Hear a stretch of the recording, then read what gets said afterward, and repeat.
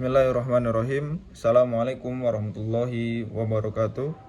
Perkenalkan, nama saya Muhlis Adi Putra, mahasiswa dari STAI Dr. KZ Mutakin, kelas 6C PAI Kualitatif. Di sini saya akan menjelaskan tentang teori sosiologi pendidikan yang relevan dengan kehidupan yang saya saksikan dan saya alami, sebagaimana tugas yang telah diberikan oleh dosen pengampu mata kuliah sosiologi pendidikan, Bapak Dr. Sri Muldrianto, yang mana memberikan tugas teori sosiologi pendidikan yang relevan dalam kehidupan kita sehari-hari. Jadi kalau saya lihat dan saya rasakan sendiri, pendidikan di sekitar kita itu banyak sekali masalahnya, banyak banget masalahnya. Ada yang soal biaya, soal fasilitas, soal lingkungan sekolah, bahkan soal cara guru memperlakukan muridnya. Dan dari situ bisa saya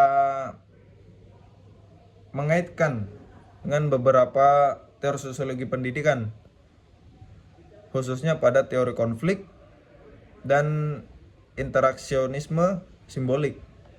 Karena dari kedua teori ini paling kelihatan nyata dalam kehidupan sehari saya.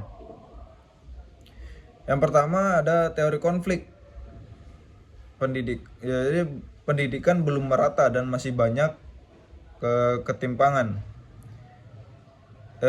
Teori ini dasarnya dari pemikiran Karl Marx. Dalam pandangan ini, pendidikan dianggap bukan sekedar tempat belajar, tapi juga alat untuk mempertahankan kekuasaan dan status sosial. Sekolah-sekolah elit cenderung hanya diakses oleh anak-anak dari keluarga atas, dari keluarga kaya. Anak-anak dari keluarga kurang mampu seringkali kesulitan mengejar pendidikan karena terkendala dari biaya, fasilitas, dan lingkungan. Empiriknya apa? Nyatanya apa yang saya lihat? Jadi saya sendiri tuh pernah melihat teman saya yang pintar harus putus sekolah karena orang tuanya tidak mampu. Tidak mampu apa? Tidak mampu bayar biaya sekolah, padahal anaknya mampu. Dan beli perlengkapan seperti seragam dan buku karena orang tuanya yang tidak mampu. Sementara itu ada juga anak-anak yang secara ekonominya mampu atau mapan bisa masuk sekolah favorit, les privat, bahkan ikut bimbel, ya kan? Jadi mereka mempunyai fasilitas yang lengkap, akses internet yang cepat, bahkan ruang belajar yang nyaman di rumah. Padahal kalau dari kemampuan otak, teman saya itu sebenarnya nggak kalah. Tapi karena perbedaan ekonomi, hasil akhirnya juga beda jauh. Nah, ini yang bikin saya sadar bahwa pendidikan kita masih belum adil. Dan hal ini sesuai banget sama apa yang dibahas dalam teori konflik tadi, ya. Yang kedua, teori interaksionisme simbolik, efek label dan guru terhadap siswa. Teori ini fokusnya ke interaksi sehari-hari antara guru dan siswa, terutama soal pemberian label, ya, atau cap.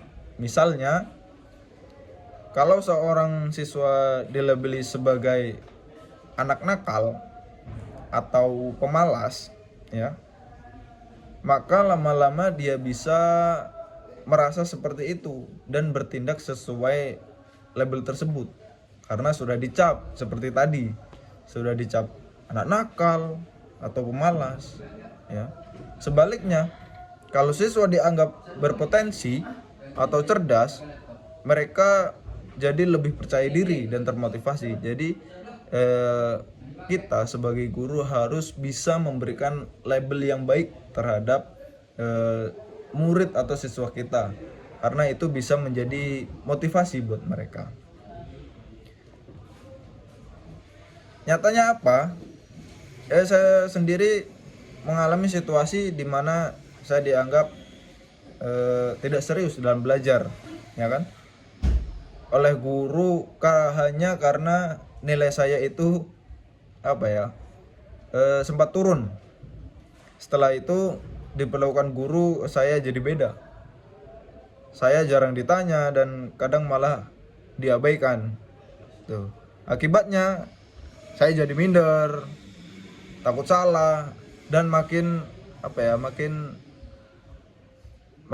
malah makin tidak semangat untuk belajar. Tapi waktu saya ketemu guru lain yang terbuka, ya kan, dan terus memotivasi, semangat saya jadi balik. Alhamdulillah, jadi balik. Jadi saya udah mulai aktif dan nilai juga alhamdulillah membaik. Jadi dari situ saya sadar perlakuan guru yang kelihatannya sepele, ya, ternyata bisa berdampak besar perkembangannya mental dan semangat siswa. Tuh.